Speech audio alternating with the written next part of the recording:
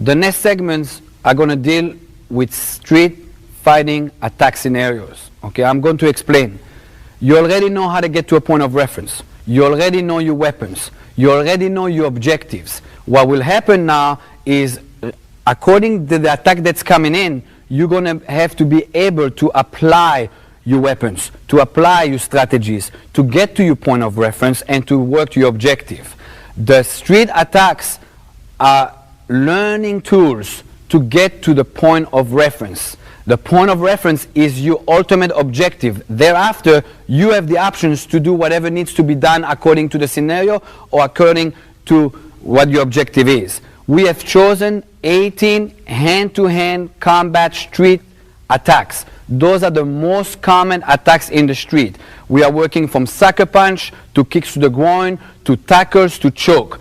All those scenarios are there to teach you to be able to coordinate your strategies into the point of reference. So while I'm actually using a scenario, this is only a learning tool to get to my point of reference.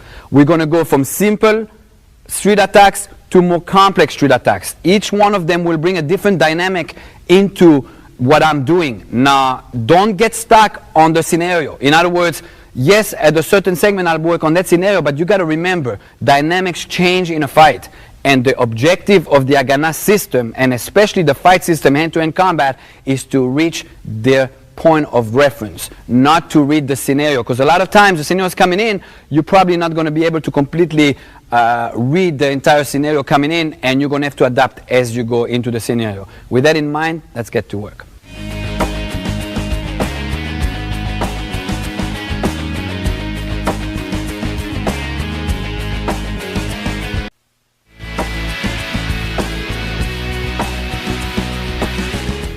All right, throughout this series, you're going to hear me talking about a clock strategy. The clock strategy follows that Carlos, in relationship to me, is at 12 o'clock, and I'm the center of the clock.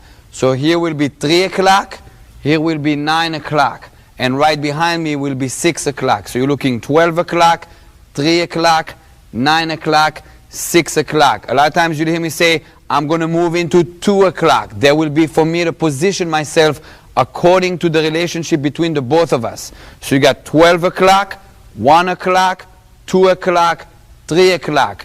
You got 9 o'clock, 10 o'clock, 11 o'clock. Most of the time throughout the video series, I'm going to use the hours that are towards this half of the clock.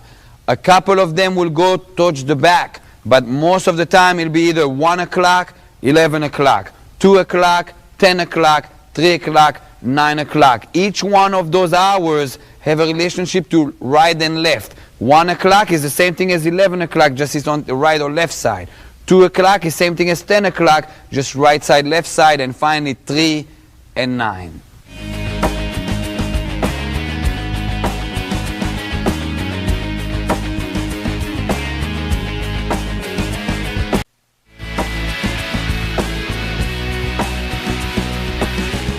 Throughout this video series, I'm going to use both type of opponents. Sometimes I'll use Chris, which obviously is bigger than me and taller than me, and sometimes I'll use Carlos, which is in my same size bracket.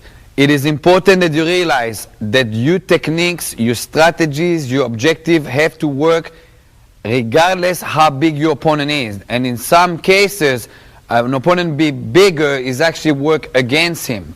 The Haganah system do not rely on strength versus strength. It is the strategies, the point of references, the objectives that make it possible that I'm completely ignoring the matter of strength. Most of the time when somebody's going to attack you, they're going to be bigger than you anyway. And if you start relying on strength within your training and within your drills, you're going to always be limited in the sense of, I'm going to be able to make this work if I am bigger or stronger than him. And again, in many cases, somebody being taller, just for an example, if I bring Chris in and I turn him as an objective, right now, him being taller makes it that his arch, therefore, it's actually working against him. So a lot of times you'll see me demonstrate with Chris, sometimes with Carlos. I want to illustrate that dynamic, that strength, size does not matter in the Haganah system.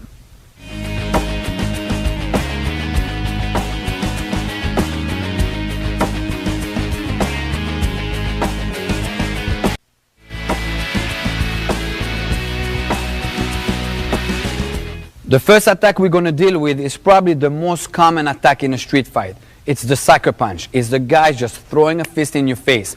A lot of people that are so-called trained martial artists still get confused or get surprised by this attack because they don't understand the dynamic of the stress when it's coming in, that they're not going to give you a chance to be prepared for it, and the shot is just coming at their face and they got overwhelmed with the violence that's behind it. Carlos is getting in a fight, and he already chose that his attack is going to be a fist right in my face. Right now, his objective is to punch me in the face. Regardless if I got in a fighting stance or maybe I'm just in a neutral stance, that punch is coming at me. This will introduce you to what we call primarily danger. The primarily danger in this attack is the line of fire of that punch coming right in my face. Therefore, I'm going to have to deal with the primarily danger first before I go into defense and counters. The primarily offense is that line of fire. See, if you take a laser and your imaginary line, there's a line that's coming right in my face. What I need to do is, I need to get out of that line of fire. Again, Carlos throws the punch, line of fire. If I'm in a neutral stance, I can do it from a neutral stance, or maybe if the fight was scheduled, I can do it from a fighting stance. It doesn't really matter. Okay, he comes in. I'm going to choose to get out of line of fire so I'm safe. My hand is going to check. In other words, I'm going to pick up my hand just to check. This is a check. Do not push. If you push, you redirect the attack. Just like it sounds, you're going to redirect something else. Me as an Haganah practitioner, when I saw that punch coming in, I should go, yes, I know exactly what he's going to do. He wants to punch me in the face. I want to bring him into his objective. In other words, I want him to be committed to his objective versus redirect his objective. As he comes in, boom, I'm going to take my shot to the rib. Okay, watch again. He came in, 1, 2. Okay, I check here and I shoot a piston right into his lower rib. Footwork wise, 11 o'clock, and I'm shooting my punch right here. Right now, what I basically did in the first engagement of his objective, his mind right now was, I'm going to punch Mike right in the face. As he commits to it, he thinks pain right here. That is called short-circuiting your opponent. In other words, you took away his objective right away by short-circuiting him, by bringing him to another section in his body by inflicting pain. So he came in 1 here. This automatically brings us to a point of reference right there. I grabbed him right away. I'm in a point of reference. From here, I go to work. The segment of going to work from here will be 3 knees. I'm going to knee 1, 2, 3. Anywhere. From here, step, break his ankle. That was my objective at the moment. Again, Carlos came in, he threw that punch. Out, grab him. Point of reference. Make sure this hand is across his face so he cannot involve that hand. Right now, Carlos cannot punch me in the face. He cannot punch me in the body effectively. He can reach me, but no big deal. If you pay attention, Carlos is armed. If he tries to deploy that knife now with that hand, with the left hand, he can't do it effectively because I'll go already to work and I'm short-circuited by it. Again, so he comes in, out of line of fire, shoot, you counter attack. Offense, defense principle at the same engagement of the time that he threw his attack. Point of reference, violently. From here, 1, 2, 3 knees. You want to take him down? Go ahead, take him down. You want to break his ankle? Break his ankle. You want to schlock him out? Schlock him out. That will be up to your objective at the moment.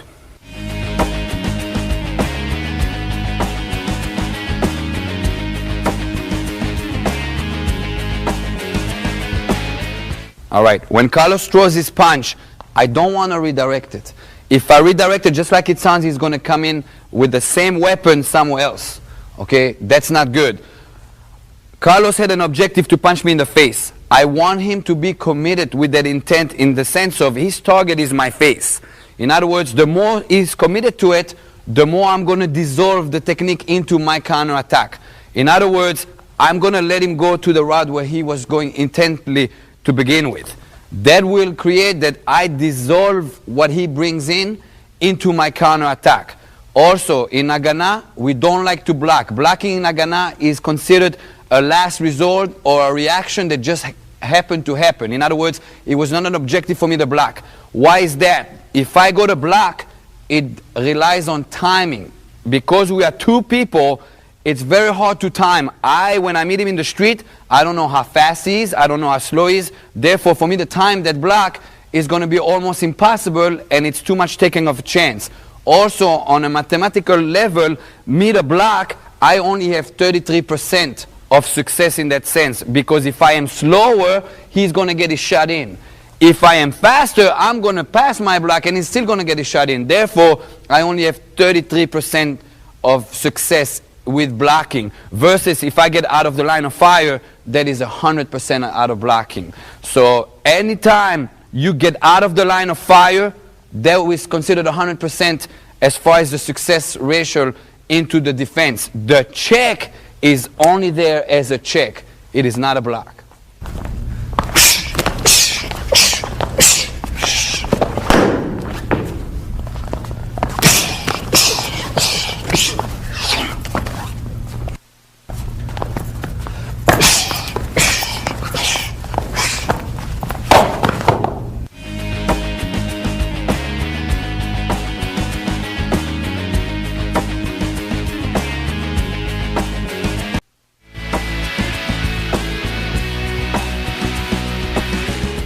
Attack number 2 will be a kick to the groin. Again, I'm going to have to deal with primarily danger. Carlos goes to throw a kick to the groin. The primarily danger here, again, is that line of fire. In other words, I'm going to have to find myself out of the line of fire of the kick to primarily deal with the attack. Thereafter, I can go into defensive counters, etc. So he comes in, I'm going to cut to 11 o'clock. Again, I'm cutting in to 11 o'clock. It is important here that you don't anchor this leg. In other words, only move this one, and then you're going to eat that kick into the thigh. It's important that you clear both legs. All right, from here, I'm going to have a check. The check is this way. Do not go this way. You're going to jam your wrist, and it's going to hurt.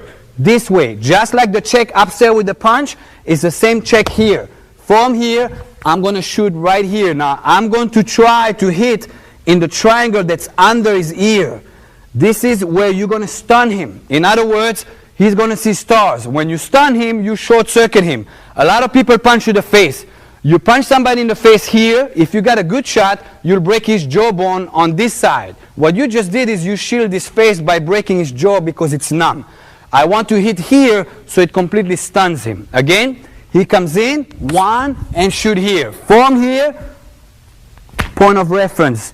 I pin this hand, I grab here, I pull in. 3 knees. 1, 2, 3. And from here, I can go into one of my objectives. Either take him down, either break the ankle, or either terminate him. Again.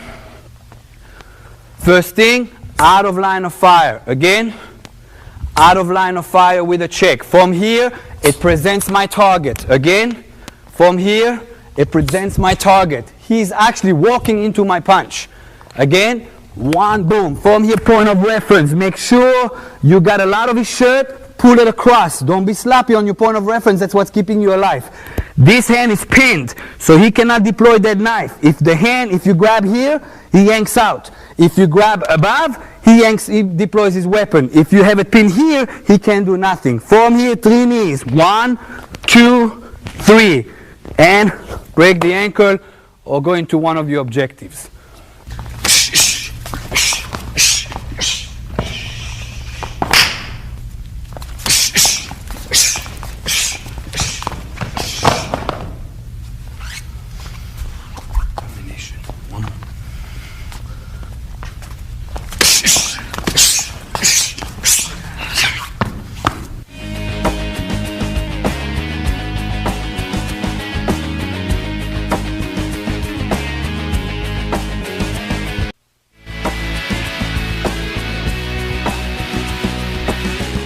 Attack number 3 will be an attack with a front choke. Chris is going to choke me from the front. Okay, primarily danger here has to be identified again. The primarily danger is the thumbs in my neck.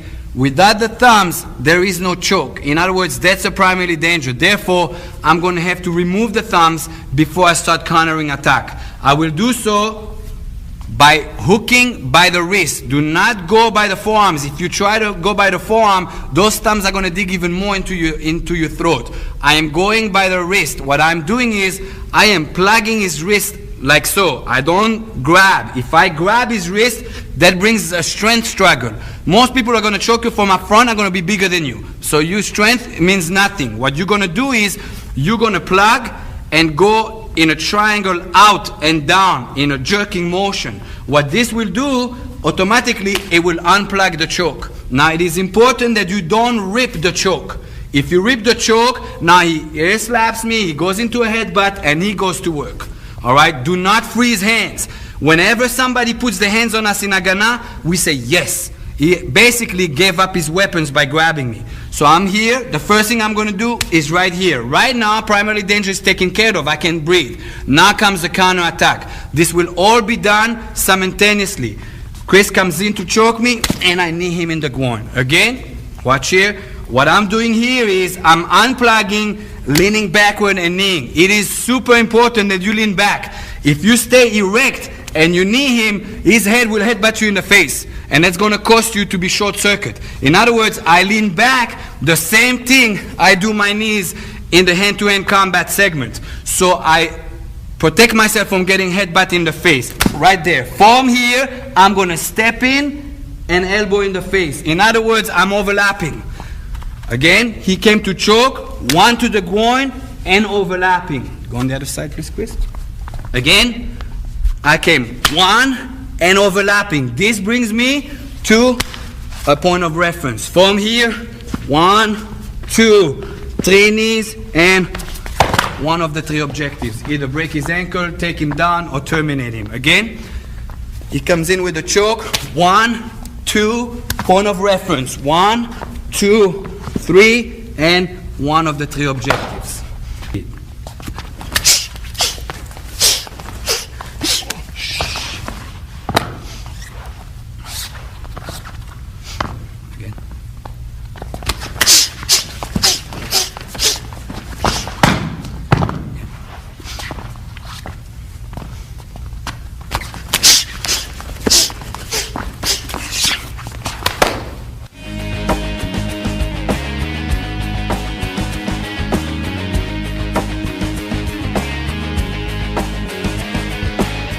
Now on this one, I did a different takedown that we covered earlier.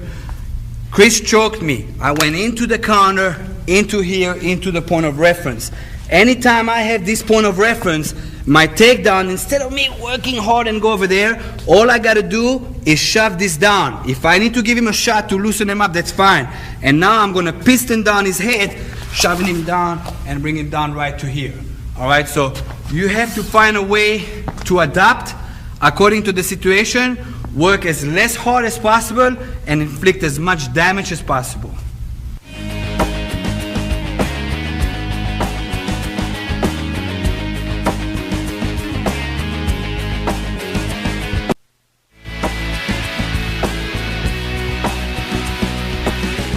This time, Chris is going to come and choke me, and he's going to shove me backward. Again, I'm going to have to find my primary danger, what exactly it is. In this case, my primary danger is no longer the choke. It is first me being off balance. Because if I unplug him, he will come down on top of me. Therefore, primary danger is me getting off balance. I will deal with it as he comes in by moving sideways. As I move sideways, what happens is I adjust my leverage. From here, I'm going to come above and unplug the choke. Watch again. Slow motion, please. He comes in, first sideways, shove, and from here, unplugging. As I unplug, I need to go as close as possible to his wrist. Don't do this. Don't go here and go against his hand because he's going to shove those thumbs in. I go as close as possible to the wrist so that thumb gets unplugged, which was my secondary danger. From here, I'm going to drop and hug myself. The hugging myself is a concept that I'm going to trap if possible, not trap as an objective. If I trapped him, bingo. If I trapped one hand, good too. If I didn't trap anything, that's fine as well. My objective is to inflict damage. So Chris comes in, position myself, unplug, hug. I got the two hands fine. Elbow, form here, point of reference. 1, 2, 3, and one of your objectives. If it's breaking the ankle, that'll be breaking the ankle. Again, he comes in, 1, trap if possible, elbow, point of reference. 1, 2, 3 knees. Form here, you want to take down, you take it as you go.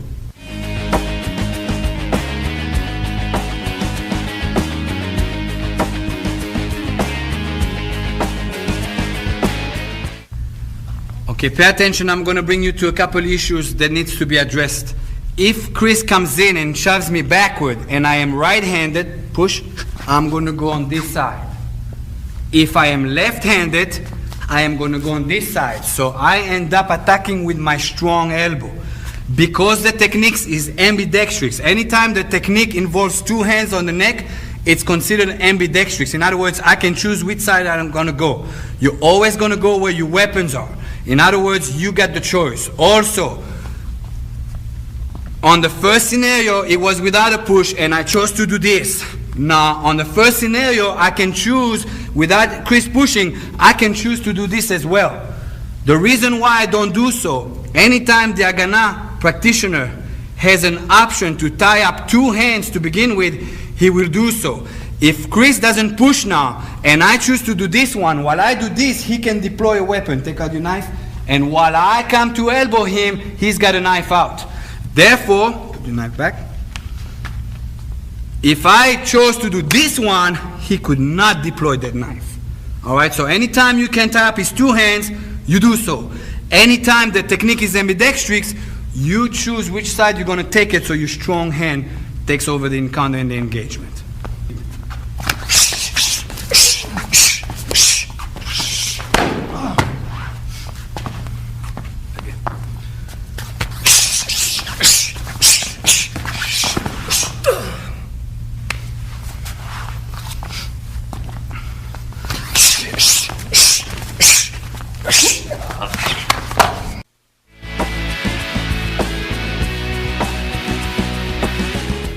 Attack number 5 is going to deal with a choke that's coming from a side angle.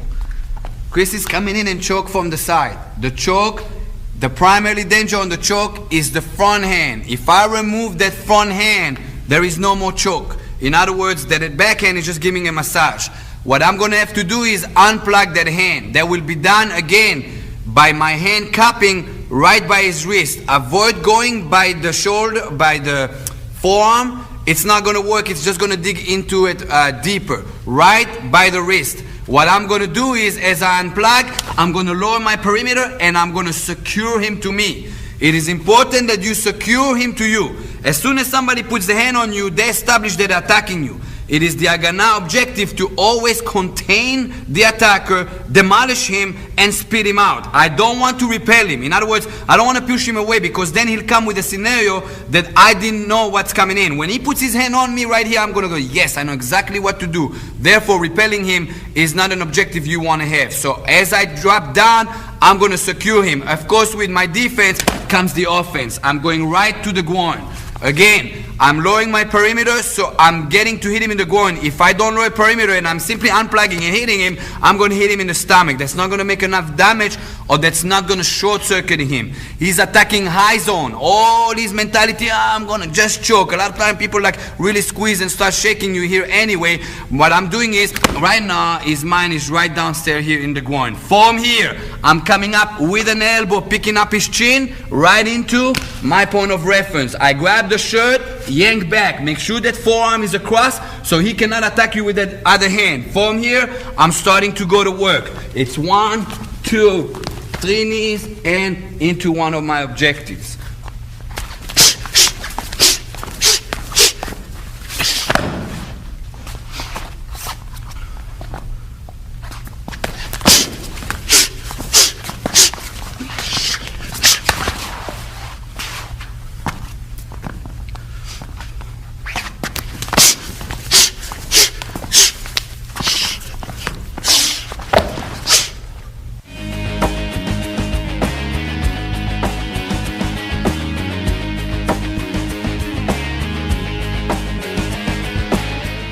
On the last segment, I switched into another objective and I adapted into a different point of reference. Chris had me after the choke, I ended up on the side point of reference. Sometimes the fight will dictate that you're going to have to change, and it's important that you don't become stubborn into, I'm going to do this no matter what. If the odds are changing and you feel that you don't have enough control, that probably sixth sense is telling you it's a mechanism of like something's wrong, you're going to have to be able to adapt. From here, I switched into a center control to turn him. As I turned him, I keep him close to me. Okay, don't turn a man and have him far. Okay, I want to keep him as close as possible to me. From here, all I did is I shoved the joint of the leg down. Okay, you don't have to be, it's no fancy, all it is shoving down. When I shoved him down, I pushed the upper body and shove him down. All right, from here, what I'm going to do, I'm going to smash the ankle. In this particular one, this one will be the one I'm smashing. So I basically, right here, break the ankle. It is important, stand up please, Chris, that again, you hear, sometimes it doesn't work. Switched, turn him over, see I keep it nice and tight, shove him down, and right there I can start breaking his ankles.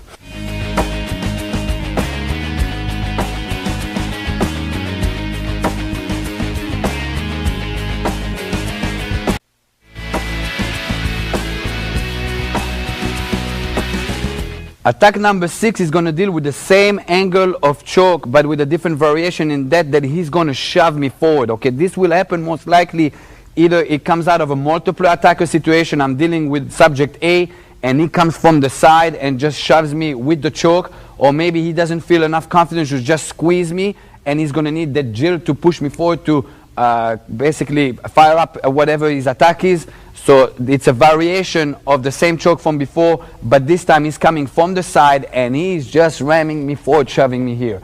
This time the primary danger will be that I'm being shoved to the side. If I try to unplug him while I'm being shoved here, this automatically naturally becomes a tackle and we go into the ground, which I'm trying to avoid at this point. Therefore, I'm going to have to change my attack. What basically the first thing I'm going to have to do is to base myself. It's the same thing as when we had the choke from the front and he was shoving backward. I move sideways, but this time I'm already sideways. All right, so he comes in, Carlos comes in and push. First thing, I base myself. From here, I'm coming from the rear and unplugging. I'm going to hug myself to try to trap. Again, the trapping is a byproduct. If I trapped it, great. If I didn't trap it, fine. My objective is to create damage. From here, it'll be elbow, and I got a side control. Yank the shirt out, so you make sure you neutralize everything. From here, 1, 2, 3 knees, and into your objective, breaking the ankle or whatever objectives you got.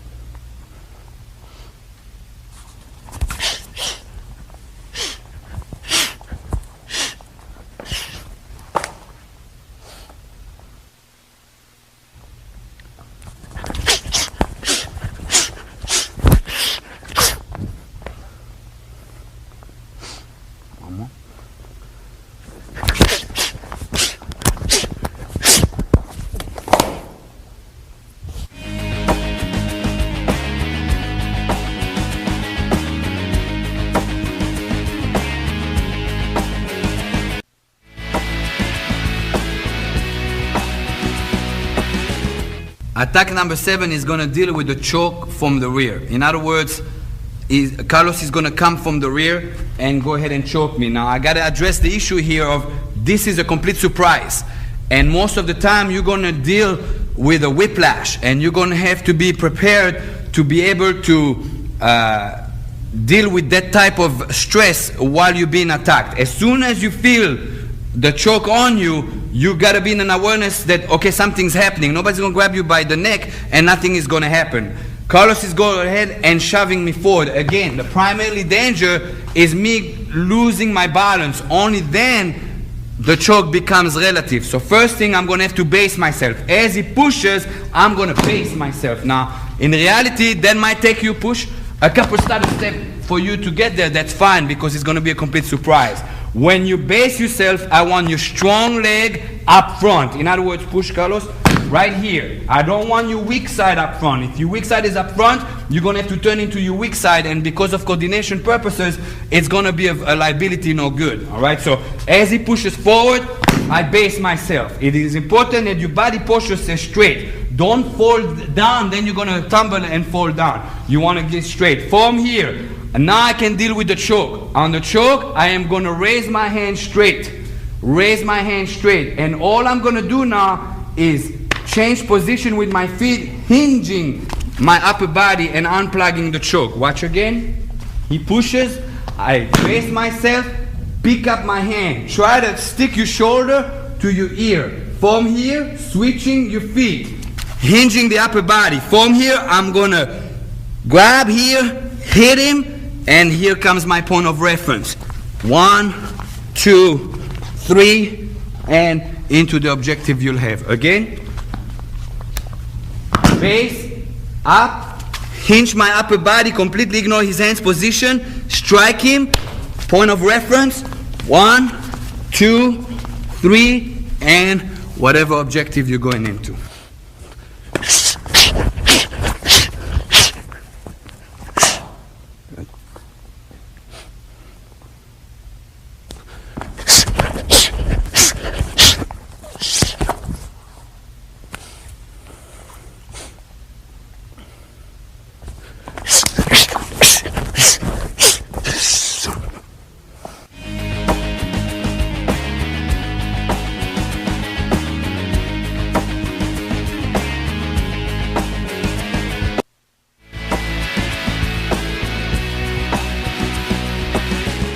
Attack number 8 is going to work the same angle. He's coming choking from the rear, but the variation is that instead of shoving me forward, he's going to pull me backward. So again, Carlos comes from the rear, and this time he's pulling me backward. Again, I got to identify the primary danger.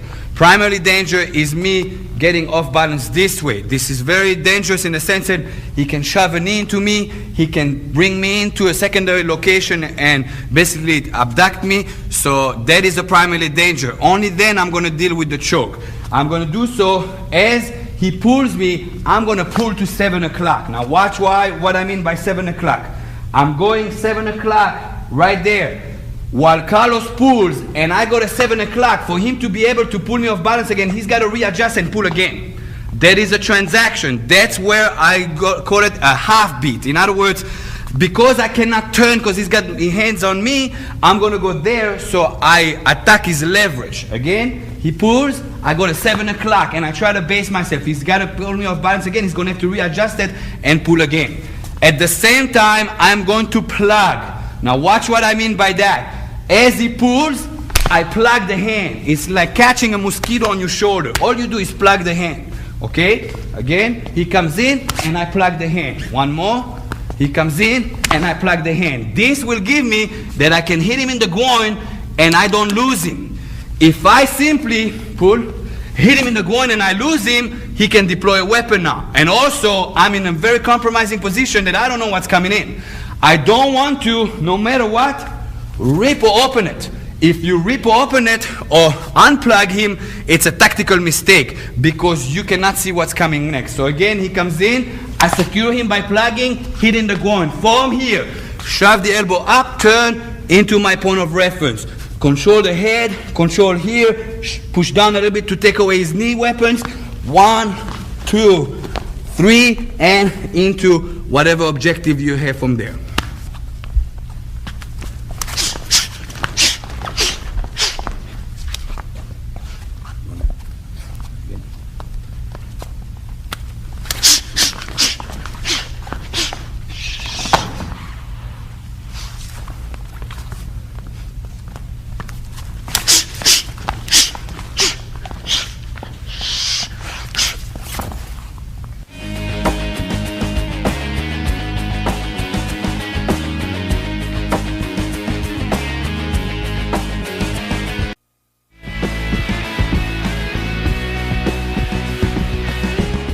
Attack number 9 is going to deal with the bear hug. Okay, Chris comes in and bear hugs me from the rear.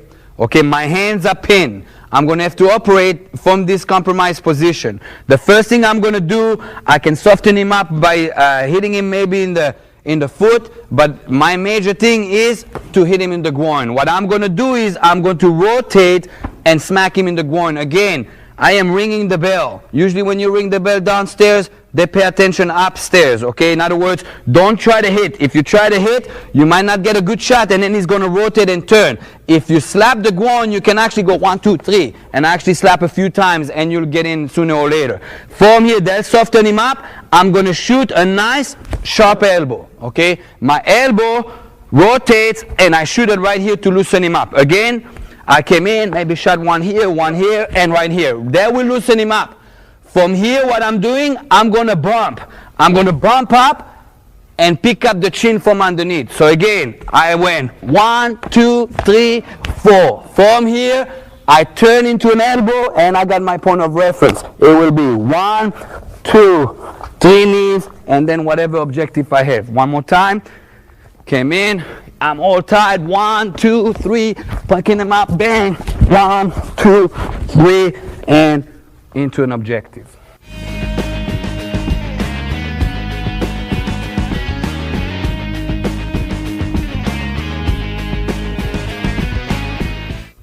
This technique involved you operating very tight. In other words, when Chris had me here, everything is tight. A lot of people decompose when it's tight, and they say, I'm claustrophobic. No, you're not claustrophobic, you decompose under the stress.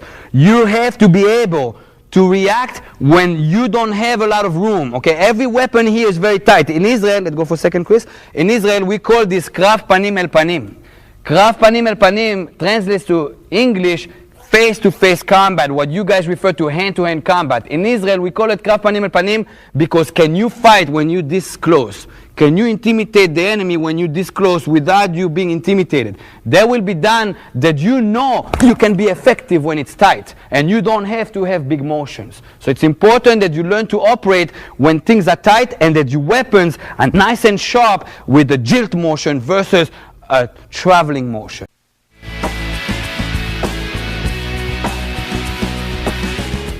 Okay, let's talk about a few more principles. The principle of confining yourself to the engagement. Okay, I'm going to explain. When somebody attacks you, and in relation to him and you, that space is made available. In other words, we know we got that space available. You need to learn to be effective in the tightness of the engagement. In other words, if you start relying on more room, maybe the environment is not going to give you more room. In other words, maybe you're in the tight environment, you're in a small room, maybe there's a car, and basically you don't have availability. Whatever route he took to attack you is obviously available. Whatever route you're occupying is obviously available. You're going to need to learn to be effective within that. In other words, it's very important that you learn to jilt your body when you hit in tight motion. It's important that you learn to use your elbows and your knees, because anytime you use elbows and knees, you're basically occupying the environment you have. If you start wailing and starting throwing punches, you're going to need more room, and the room will not always be available. So that's very important. Also, when people close the gap, and in other words, it's face-to-face combat, as we like to say it in Israel. When he's in your face, the adrenaline is going to pump. And when the adrenaline pumps, you're probably going to start breathing more heavy. It is very important that you regulate your breathing to be regular. If you start hyperventilating, you're going to lose it. Emotionally, you're going to decompose, and it's going to seize you. It's important that you stay relaxed. Also, don't hold your breath. You hold your breath, especially when you start throwing techniques, it's going to retract your muscle, and then you're not going to be able to deliver techniques. Every time you deliver a technique, you're projecting. Anytime you're holding your breath, you're retracting. It's important that you breathe within your techniques, you stay calm, and you work everything tight. Make sure that you only occupy the environment of the engagement, not relying on more space. It is important that you be able to inflict damage when you're up close. Don't always rely on the room. A lot of times you're going to end up close. If it's standing up, if it's on the ground, maybe you're in a car and you're right next to each other, you need to be able to apply your techniques when you're up close. Everything has to be a jilt. You don't have to rely only on the traveling, okay? You can also grab and pinch. Anytime you grab the skin and you pinch, it's going to short circuit him. I like to go for the maul. Anytime I go on the maul, it's going to work. Okay, so all these techniques is up close. Sometimes when I'm up close, I bump. Anything that works to jilt him. You're trying to short circuit him. Not every shot is the knockout shot. Okay, anytime as you close in, use those techniques. Bump him off. Anytime you can grab a hold of him, you can grab here and pinch right away. If Justin tries to punch me now, try punch, it completely neutralizes him. So in other words, use the inside techniques and don't rely on the room. You will always have something you can work on.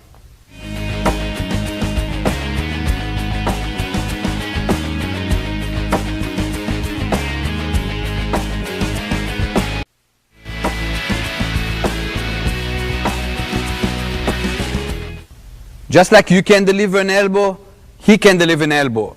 If I'm in a point that Carlos is up close and he throws that elbow, I'm going to have to deal with it to completely neutralize it. In other words, he threw his elbow. If I go here, most likely something is going to come from here, or maybe he's going to start working with his knees because that's the type of close quarter combat we involved. What I'm going to try to do is I'm going to try to borrow the elbow attack to completely neutralize him. In other words, he came in with the elbow, I come here, I'm going to pass the elbow, trap him, and completely neutralize him to come on the dead side. In other words, I am creating an opening that I can go back into my point of reference. Now, this is something you're going to have to develop to be able to fight up close without losing your confidence that things are flying and you're not going to start jilting on a defensive mode. In other words, I'm here and then you go right into this. You're going to have to develop those skills. Those skills are developed up close with drills. In other words, I can set this up as a drill. I can set this up as a drill. And in the beginning, me and Carlos go slow. And as you get better, you start spinning it up. As you get better again, you start moving around with it. You start moving around with it. And then you start breaking the tempos. And again, it always brings you back into a point of reference.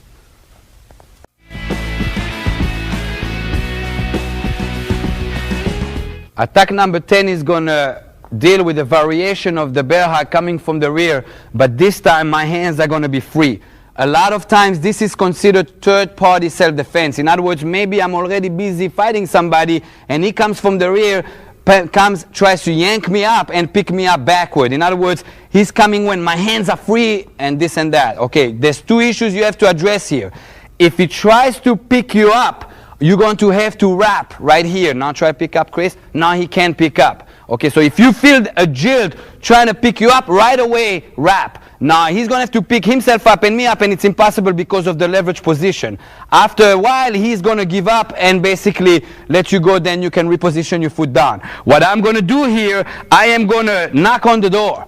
I am coming right here. Knock, knock. Okay, watch again. I am hitting him with the corners right here. I don't want you to hit, however, so much that he lets go. If he completely lets go, you're going to have to turn to be effective, and you don't know what you're turning into, and he can start striking you because now his hands are free. So you're only hitting here to loosen him up, okay? Again, so it's 1, 2, loosen him up. From here, I'm going to go here and what we call peel, okay? I'm coming in 1, and I'm peeling until I can grab the fingers. Now it's important here that you give your opponent instant arthritis by squeezing. Okay, again, I'm squeezing. Enjoy the squeeze, Chris. From here, I am going to turn this way while I'm maintaining my hand on the wrist and completely ignore. All I do is this, right here. Okay, again. He bear hugged me. 1, 2, loosen him up. Coming in, squeeze, instant arthritis. Turn this way. Now watch, I'll go slow this time. I'm turning until I can face him.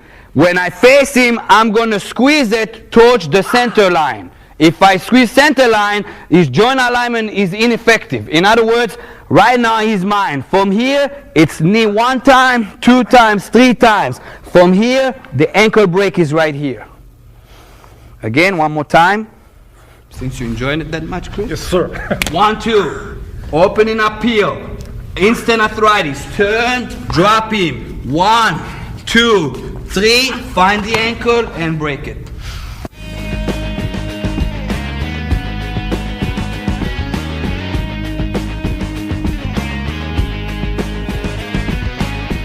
Okay, the side that you're going to choose to turn will be determined by your opponent, not by you. In other words, if he's overlapping with his hand this way and you knock a couple times to loosen him up, and when you peel, and that's the reason why we peel, you're going to end up with these fingers. Now the reason why I peel versus just when he's loosened up, just grab, a lot of times we're dealing with low light situation. In other words, I'm in the dark and I want to be able to just peel and it will serve itself into it without me looking at it. Alright, so if he's got this hand, automatically I'm squeezing here and going this way. In case he overlaps this way, which you cannot determine just because he's going to have his choice, it's 1, 2 here, and then you're going to end up giving him arthritis here and turning up this side. Okay, in case he overlaps the fingers, cross fingers like this, then basically you have a choice to either way going in, it doesn't matter. Fingers are very fragile. You want to take advantage of that.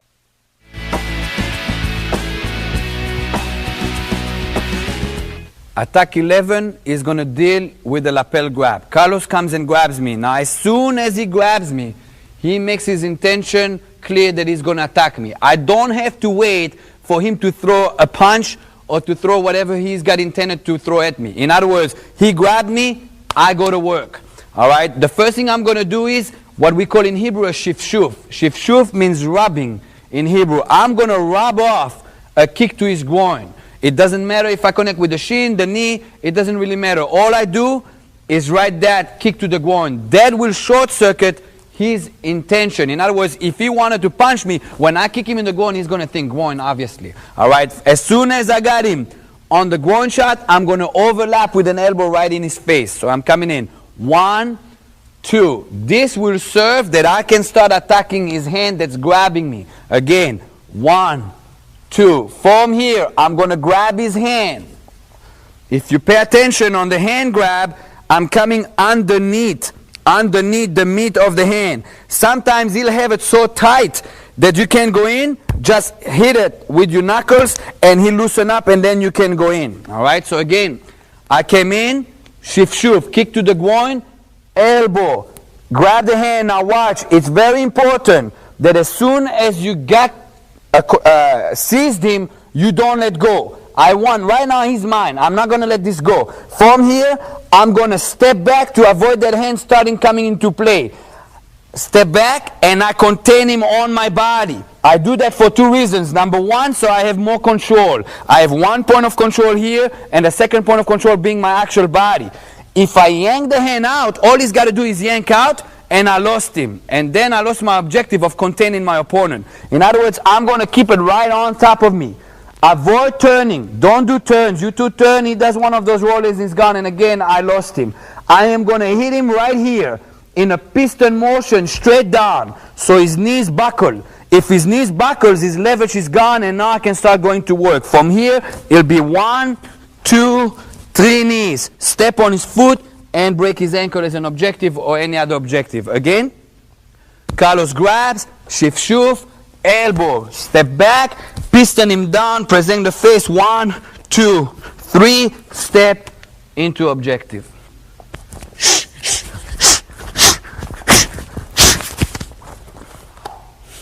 Again.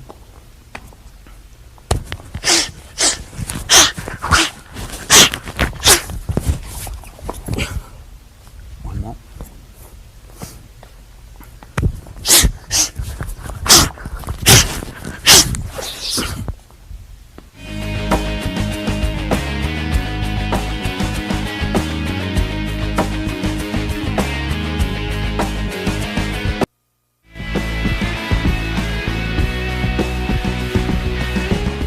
Attack number 12 will deal with a variation of the same lapel grab. This time Carlos grabs and he launches his attack and I did not get a chance to kick.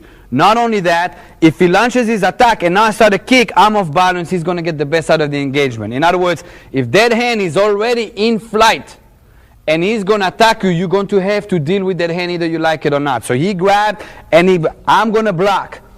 I'm going to use a 90-degree block. If you are forced to block, as an Haganah practitioner, it's always going to be 90-degree block. If you do any bigger than 90 degrees, you're going to redirect everything to your organs. In other words, if Carlos would have grabbed me, and right now he had a knife, I would have directed him to his organ if I had a bigger angle than 90 degrees, which is just slip into it. If I keep a 90 degree, it stops him from coming in. All right, so anytime you do block, it is a 90 degree. From here, right now, Carlos' objective was to seize me and punch me. When I blocked, Carlos' mind is right here, right here. He's thinking, man, it didn't work. I want to change his mind to the neck, okay? Again, he comes in, 1, 2. When I hit him here, now Carlos thinks pain section 2. In other words, I short-circuited what he came in with. Again, 1, 2. From here, go on the other side, please. 1, 2. From here, I'm going to seize the hand here. Do not grab with the thumb, you're plugging. And I'm going to step right behind. Again, step right behind. From here, my hand becomes a shoulder roll. In other words, I'm going to hit him in the neck and spiral down here. From here, you have objectives to whatever you want to do. Again. Came in, 1, 2, step in, spiral down. Again, this angle, please. Grab, punch, 1, 2, step in, and spiral down.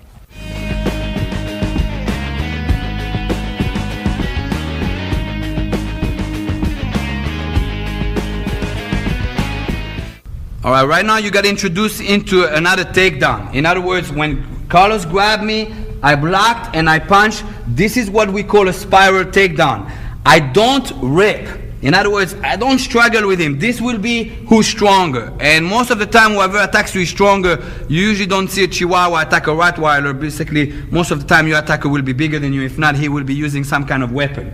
The takedown is established by me hitting him, by rolling my shoulder. This is what short circuits him so he doesn't think resistance downstairs. And thereafter, I spiral him down. When I spiral him down, I want to spiral right under where he is. From here, I can work objective. Obviously, if you're law enforcement, you're going to go into either handcuff or restraining him. Usually I teach my students to pull back and start playing soccer with your opponent. Anytime you pull him back, you stretch him out. And he cannot go into a grappling situation that he's going to shoot for your legs or so. Or, of course, you have 1, 2, and termination.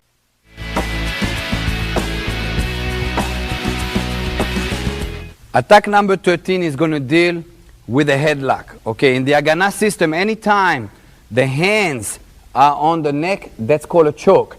Anytime his arm is going to go around, that's a headlock. Okay, the first headlock is going to be a side headlock. I'm going to have to address here primarily danger. The primarily danger here right now is this hand going into hitting me. It will take him about 8 seconds to him choking me out here. Therefore, I got time for that. But if he starts to hit me in the face, that's going to short circuit me, and therefore, I'll never have a chance to protect against the headlock. Therefore, I'm going to have to neutralize that first. I will do so by blocking and catching. Now, sometimes the guy is too big, and you'll have to catch from the inside. That's fine. Either on the outside, or if it's too big, you shove the hand here. Now, I can address the headlock. From here, to short circuit him, I'm going to hit him in the groin. Now remember, his whole thought is right here. I hit him in the groin, right now his thought came here. From here, I'm going to change the security on this hand, go upstairs around.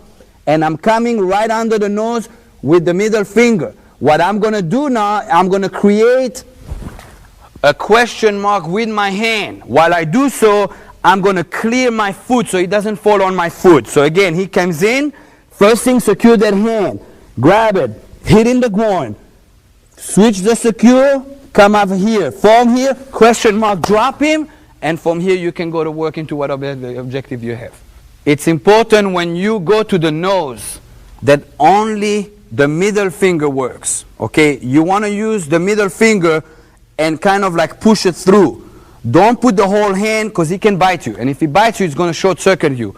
Number one. Number two, you only want the finger right here, because what you're doing is there is a nerve there. Okay, it's the same thing when I push here. If right now I put all my hand here and Carlos pushes forward, he can resist. There's a resistance. But if I put one finger push forward, he cannot resist because there's a nerve there. So it is important that you put one finger and do not present this finger for a bite.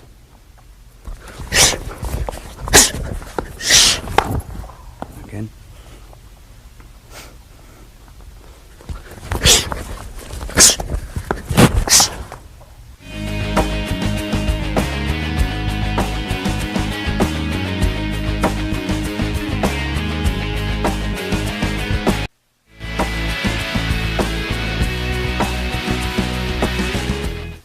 Attack number 14 is a variation of the same headlock, but he's going to go much lower. In other words, Carlos came here and he went real low. And for me to pick him up is going to be either too much stress on my muscles at the moment, or it's going to be impossible because he's too big. Okay, the primary danger again is that hand. You're going to have to secure that hand, either it's high or low, it doesn't matter. So first thing I secure and I hug, or I come from the inside. From here, I hit him in the groin.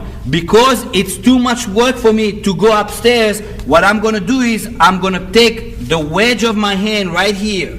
I'm going to take the wedge of my hand and shove his kneecap right in the center. So you got 1 foot, 2 foot, and I'm going to create a perfect triangle and shove it forward.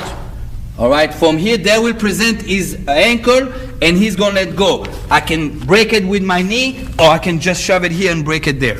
Again. He came in, he took it real low. Right away, secure this hand. Hit him in the groin to soften him up. Down. Don't shove it there. In the center, right there. From here, break the ankle, and out you go.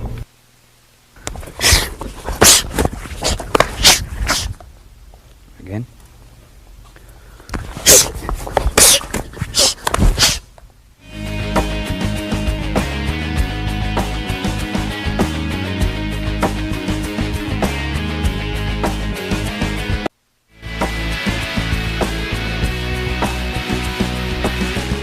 Attack number 15 is going to deal with a headlock from the rear. Okay, Chris comes from the rear and puts me in a headlock. Okay, right away I'm going to have to react. Number one, because I don't want him to curve back, and number two, it came from the rear. The first thing I'm going to do is I'm going to plug the hands, because the primary danger is basically him choking me. I'm going to plug. Now I'm going to have to lower my base, so I stay in balance. If I don't lower my base, I'm not going to be in balance, and he's going to be in charge. Now watch here. Again, as soon as I feel him, anybody putting a hand across your neck from the rear means business. You're going to have to react right away and plug it right here and lowering your base. From here, watch what I'm doing. This is a big misconception in other systems, that people have to throw. I don't have to throw him. I'm going to have to basically outbalance him. What I'm doing now is I'm going to lean forward. When I lean forward, if you pay attention to Chris' feet, he gets on his tip of his toes.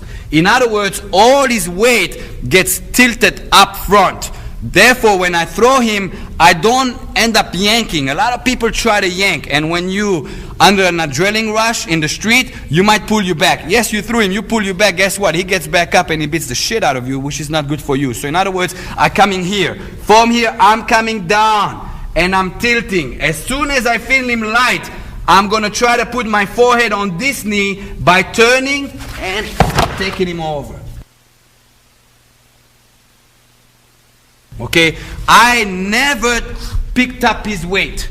I basically tilted his weight off me. Again, he comes in, first thing drop. Get you base so you can be in balance. Tilt him forward first. Don't rush. In other words, if you panic and you rush, you're not going to have it, and you're going to go into a strength struggle. I don't want to struggle with him. Chris is much bigger than me. I want to use his weight against him. Now all his weight is up front, and all I do is turn, and down he goes.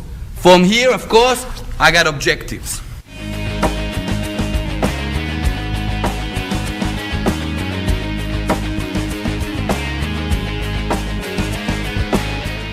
It's important after you took down your opponent to actually contain him. Don't throw him or don't toss him away. In other words, he connected with you, he engaged. That should be good for you, because automatically as you have an engagement, you can contain him. In other words, when Chris puts his hand around me and I drop my base and I throw him, I'm going to keep holding this hand. In other words, I tilt him so it's not heavy, coming down. From here, I can drop this knee, I can drop this knee for 8 seconds, he'll fall asleep sooner or later. I can go into arm bars, I can go into breaking, I can start hitting, I can terminate him. It is important that you don't get in the mode of throwing somebody, because what will happen is he came attack you from the rear. And he gave you a gift by giving his hand. You said, I don't want your gift. You insult him. Don't insult your opponent, demolish him.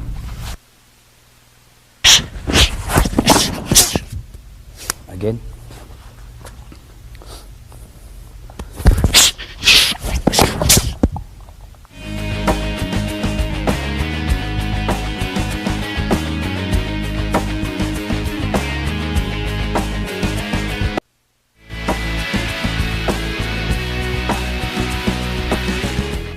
Attack number 16 is going to be a variation of the headlock coming from the rear. This time Chris is going to grab me and he's going to yank back. In other words, Chris comes from the rear, yanks me back. That will prevent me from dropping base and overthrow him. In other words, now I'm going to have to deal with the primary danger of being off balance. Of course, first thing I'm going to have to do is unplug here so I can breathe. What I'm going to do now, I'm going to wrap my leg right behind his front leg. Okay, whatever I got here, I'm going to wrap. I'm going to completely ignore him and go with him to this side. Now when I do so, I stay tight to him so I get him off balance. From here, I'm going to give him one shot with the elbow and I'm going to yank him straight down. And from here, of course, I got my objectives. Now it is important that as soon as Chris grabs me, that I plug here so I can momentarily breathe. As soon as I try to drop base and I see that he's yanking back, don't get stubborn. Don't go, I'm going to throw him no matter what. You're going to pull you back in the middle of the fight. That's not good for you. You take that one step and you go wherever the side of the elbow is in. In other words, I'm going there. Inside. From here. Give him an elbow shot to soften him up. And right now you're going to throw him this direction straight down. From here again, I can drop this knee. I can drop this knee. I can terminate him.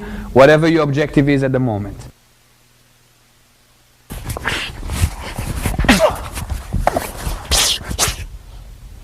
Again.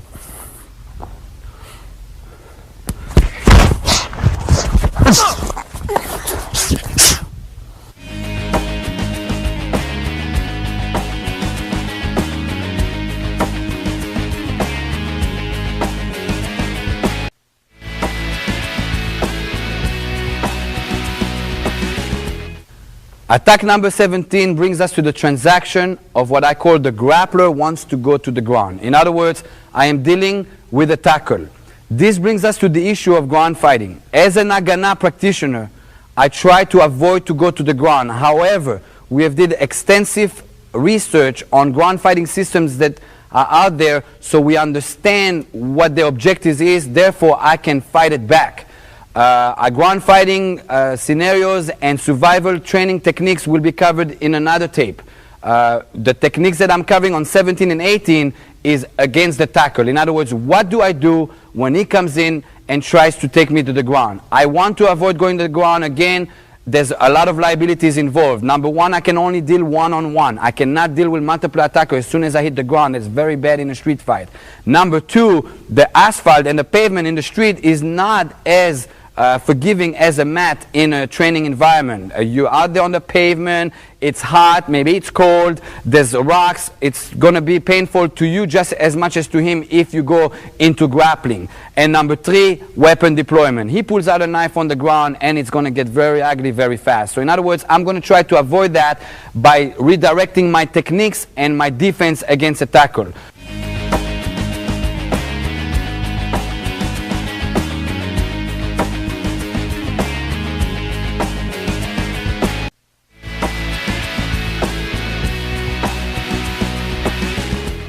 Carlos comes in and goes for a tackle, okay? Systematically, when somebody goes for a tackle, they're going to attack you leverage and you balance and take you to the ground. I call this the outside technique. In other words, I saw it coming.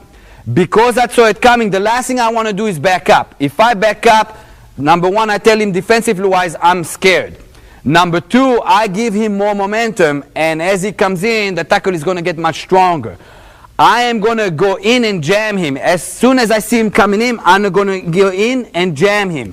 If you are right-handed, automatically I want you to step in with your right side, which is your strong side. If you are left-handed, automatically you'll step in with your left. It doesn't matter which way you're going, it's a middle technique, therefore it's ambidextric, and you got the choice. If you got the choice, always step in with your strong side. As he comes in, I'm going to shoot my elbow. Now this is going to create one of three things. Either I'll connect with the head and it's going to cut and glide him into a shoulder, or either I'll get this shoulder or this shoulder. It does not matter where you end up. If you end up on this side, bingo. You end up in the middle, gave him a headache and a migraine in the process, bingo. You end up on the other side, that's fine as well. Do not shoot for one side. You're going to be stressed out that he's tackling anyway. I don't want to put more stress on you. As he comes in again, I shoot right here. This will stun him and stop him. From here, I am going to shove this down. All I'm doing is shove this down, and I'm going to shoot down under the armpit. In other words, go on this side, please, Carlos. He comes in, I stun him. I shoot this right here, right here. From here, I am going to pick this up, shove this down. I want this hand like a piston. I want this hand just yanking up. As I do so, I'm going to pivot this leg. So when he falls down and gets redirected to the ground without me, he doesn't fall on my leg and breaks my leg. So again, I'm here, and all I'm doing is right there. This will create that he's going to have to stand back up and come back fight standing up. If he tries to take you to the ground, obviously he likes going to the ground. Therefore, I am pushing him or forcing him coming back where he doesn't like it. Tactically, this is going to be a confidence breaker for him, not for me. So again, he comes in, I stun, go in, shove down, coming in, redirect it, and I force him to come back. Do not, at this point, jump on top of him. Because if his objective was to go to the ground, obviously he likes it there. So if you jump on him to do whatever, he's going to take you in his territory. Very bad for you.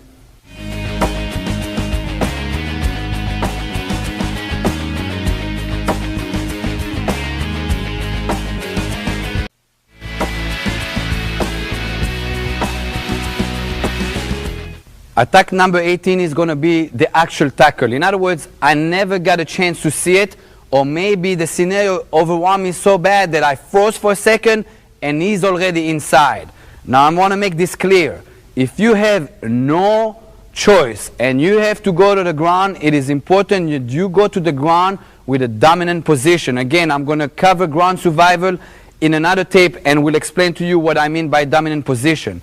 If right now Carlos got in other words, he tackled this and is on the inside, and I never got a chance to jam him, that's considered inside. If I go for the elbow here, that's going to do absolutely nothing because he's going to take me off the ground and take the leverage out of my elbow. Therefore, I am forced to go to the ground. If I'm forced to the ground, what I'm going to do is I am going to go with him, but I'm going to make sure that I end up on top. That will be done by me simply sitting back and hooking the leg. Back up for a second, Carlos. I am going to basically sit down and hook with the leg. As he comes in, I sit down, hook with the leg, and I end up on top. Okay? Again. Go on this side. He came in. I never got a chance to do anything. I'm already feeling all this body motion coming into me. I said to myself, fine, we're going down. All you got to do is hold on to him, sit back, hook the leg, and on top you go. All right? It is important. Go on this side, please. It is important that when he ended up in, that leg hooks. If you don't have a hook here, it's not going to work.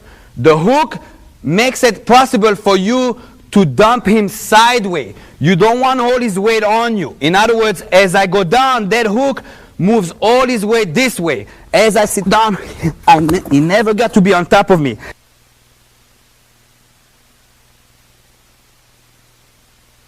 As soon as I'm on top of him here, it's one shot, two shot. Either you'll get it for free. Maybe you got just two shots for free. That's fine. If he covers up 1, 2, you'll have to strip and go for an elbow. If he did not cover up 1, 2, still go for the elbow. Grab the head 1, 2, 3 on the concrete, and that'll be the end of that.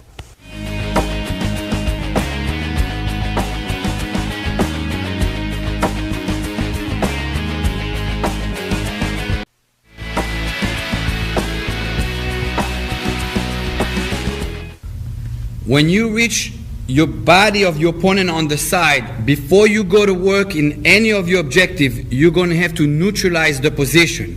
If you don't neutralize the position, he can roll out and go into a dominant position on his side. Therefore, the first thing you got to do is neutralize him. Only then you can go to work. A lot of people try to go to work too soon, and then he transits into another position and you lose what your objective was to begin with.